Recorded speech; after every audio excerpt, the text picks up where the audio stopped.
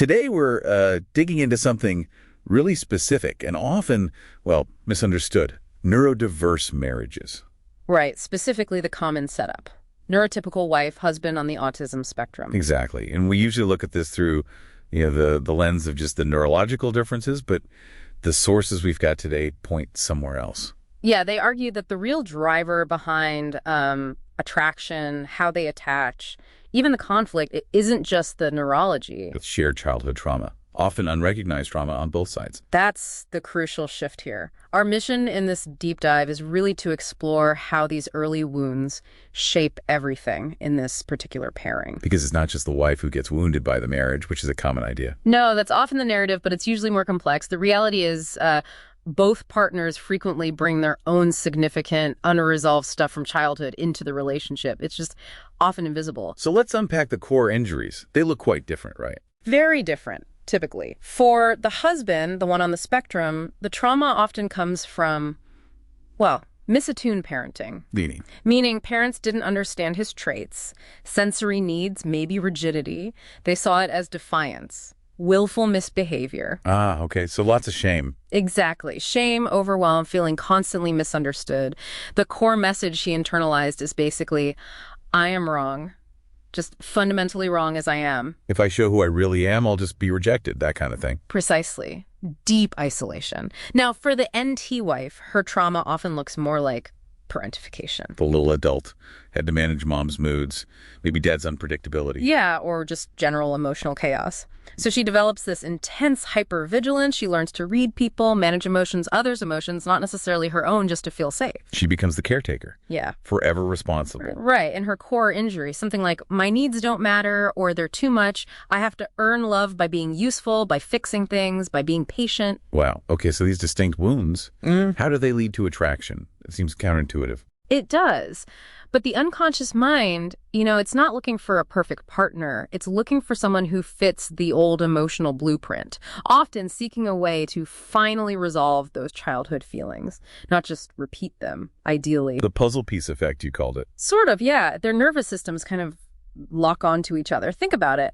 Why is she drawn to him? Well, maybe his emotional steadiness. His consistency feels safe compared to her chaotic past. Predictable. Predictable feels safe, even if it might look like emotional distance from the outside. And his directness can feel refreshing. No hidden meanings, no emotional games like she grew up with. Yeah, okay, makes sense. And him. Why her? She often brings the emotional warmth he never got. She initiates connection, which he might struggle with. And crucially, she often tries to understand him, to see him. Which directly soothes that core wound of being fundamentally misunderstood or wrong. Yes.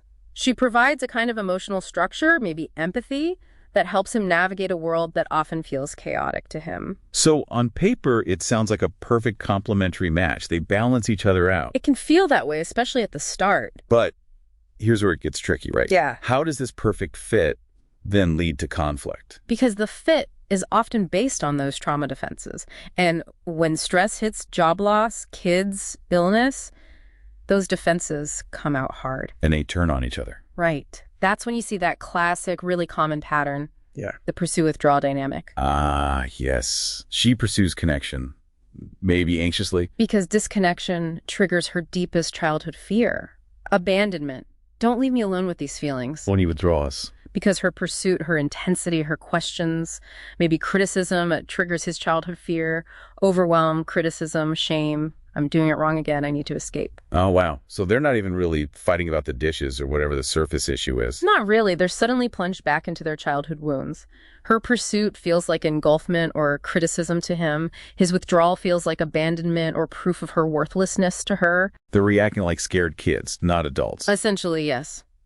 Reliving old pain projected onto the partner.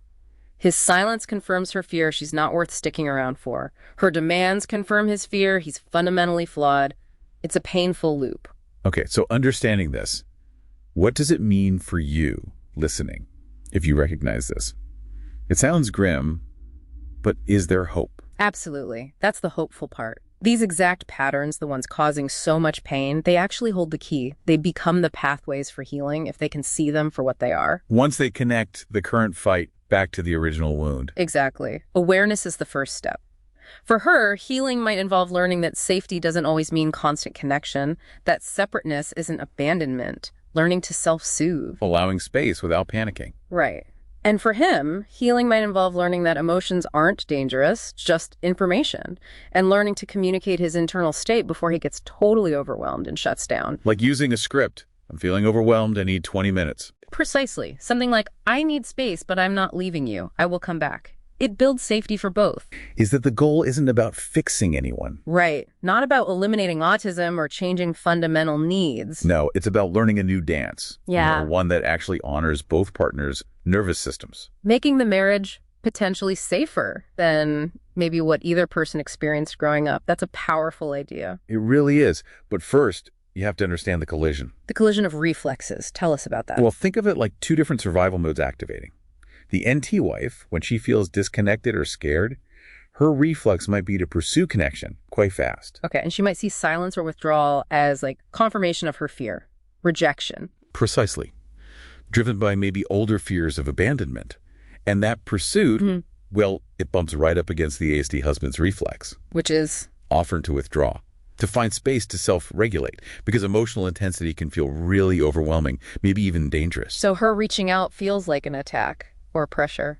It can, yeah. Huh. So the big takeaway here, the first step really, is realizing this isn't you versus your partner.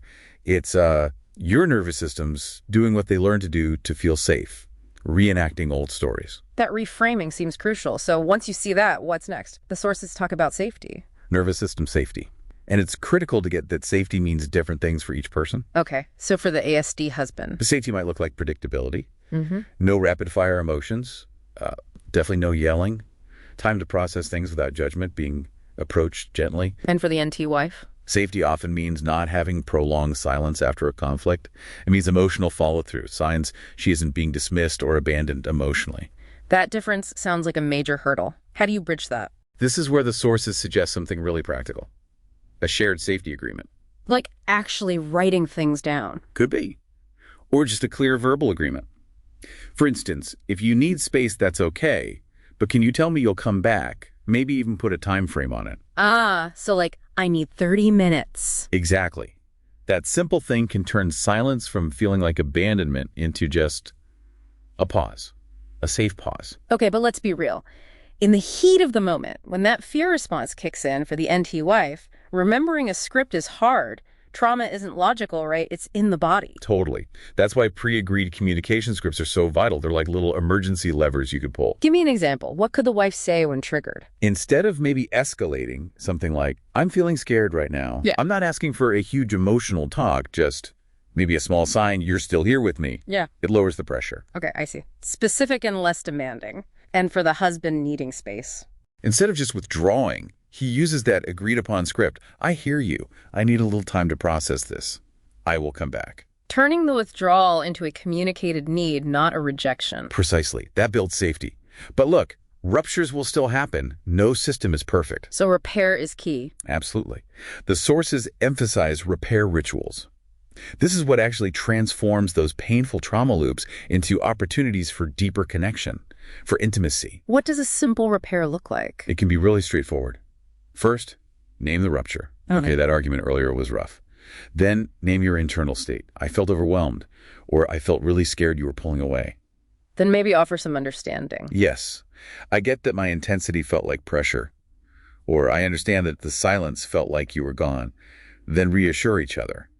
And, crucially, agree on one tiny adjustment for next time. Just one small thing. One small thing. It makes it manageable. This whole process, it leads to a bigger shift, doesn't it? Yeah, the sources talk about a teammate shift, moving away from seeing each other as like a threat or a burden. Which can happen unconsciously when trauma is activated. And shifting to seeing each other as trauma allies, as teammates facing this pattern together. Right. The narrative changes. It becomes, your overwhelm isn't about me. It doesn't mean you don't love me. And my reaching out for connection, my emotion, it isn't an attack on you. That shift is powerful. And it's built really on small wins, not giant breakthroughs necessarily. One successful repair, one time you use the script, one moment of understanding. Exactly. These small things add up, which is why those little daily rituals can be so helpful. Like the 5-minute morning check-in mentioned. Yeah, just a quick, what do you need from me today? And here's what I might need for you. simple, predictable connection. Or even just shared quiet time, sensory regulation without pressure. It all comes back to changing the fundamental interpretation then. I think so. The long-term healing happens when the NT wife genuinely starts to think, okay, he's not rejecting me right now, he's regulating. And the ASD husband thinks, she's not attacking me. She's scared and reaching for connection. That understanding, that compassion changes everything. So the final thought for you listening. It's that you're not broken. Neither of you are.